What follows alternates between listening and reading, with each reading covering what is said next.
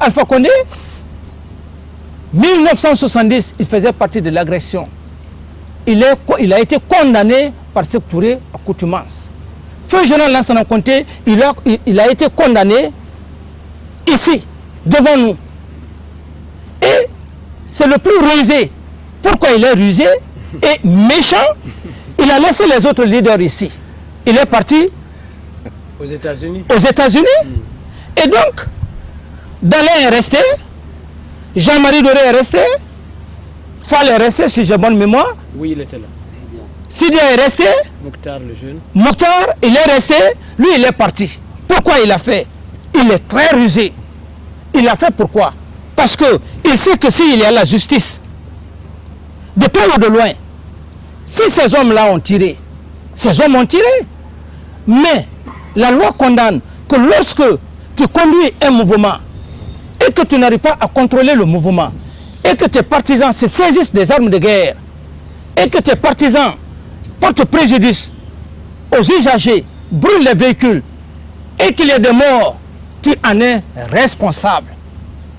Et donc, ça veut dire que si demain, la loi, la justice, de près ou de loin, doit condamner, d'une part, ceux-là comme militaires, c'est que ceux-là, les leaders qui sont là, ils vont être certainement condamnés. Je ne dis pas condamnés parce que je dis certainement. Et donc, s'ils sont condamnés, ça veut dire qu'ils sont disqualifiés des élections. Seul Alpha Condé, qui est rusé, il n'est pas disqualifié. Voilà, il a piégé les autres. Il a piégé les autres. Il est rusé, il est méchant. Il le veut, il m'a dit dans mon bureau que président, tant que tu es avec Cellou Dalein, il a même qualifié de voleur de ceci, de cela.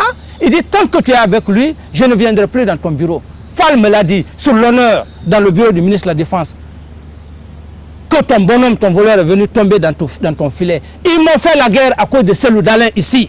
Eux tous disaient de procéder à l'audit pour éliminer Cellou Dalein.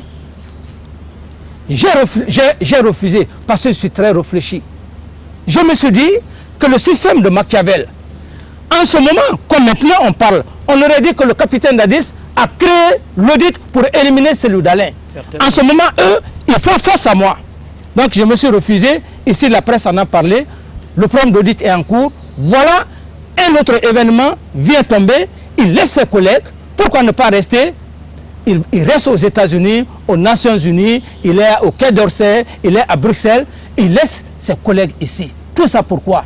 Parce que, et c'est pourquoi il est acharné, il parle de justice et il sait que s'il y a ça, si les militaires ont un côté, les autres leaders ont un côté, c'est-à-dire les leaders politiques, parce qu'il y a le code de conduite.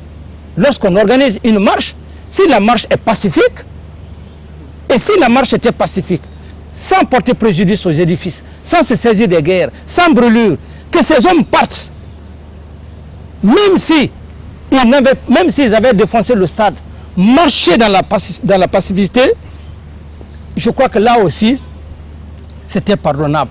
Mais du moment que les commissariats de police ont été saccagés, les armes de guerre ont été prises, tous les documents de l'État ont été jetés par-ci, par-là. Donc, les leaders, d'une part, ont été à la base parce que simplement, ils n'ont pas su cadrer leurs hommes. Et si la loi peut pencher à ce côté, Alpha Condé, il se dit aujourd'hui, il est heureux. C'est pourquoi il est en train d'errer dans la nature, vers les États-Unis, un peu partout, pour parler de force d'interposition, et pour parler de ceci, de cela, parce que, et vous allez, il est très méchant, parce que c'était une forme d'éliminer les autres. Les autres actuellement, ils sont blessés. Et lui, est-ce qu'il est blessé? Alors c'est comme ça, il a joué l'agression de 1970, la rébellion, le mouvement... 2002 non 2000 1970, l'agression portugaise contre la Guinée, il était au large. Et le mouvement 2002, 2000, la rentrée des rebelles tout au long de la frontière, il a été arrêté, il a été jugé par le tribunal d'ici, Il a été condamné. Et donc, il est habitué. Voilà que ce troisième événement, il s'est échappé parce qu'il en a de l'expérience. Mais une expérience méchante, dangereuse contre sa nation. Président, un homme qui a un casier judiciaire aussi important, peut-il Il a un casier judiciaire.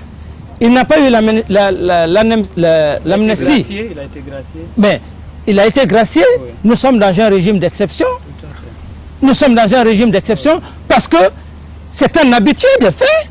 Et ce qui vient de se produire, la loi peut le condamner. Alors, mais cet homme qui est assis, il faut que vous cherchiez, il faut que le peuple cherche. Il est en train de raconter des bobards.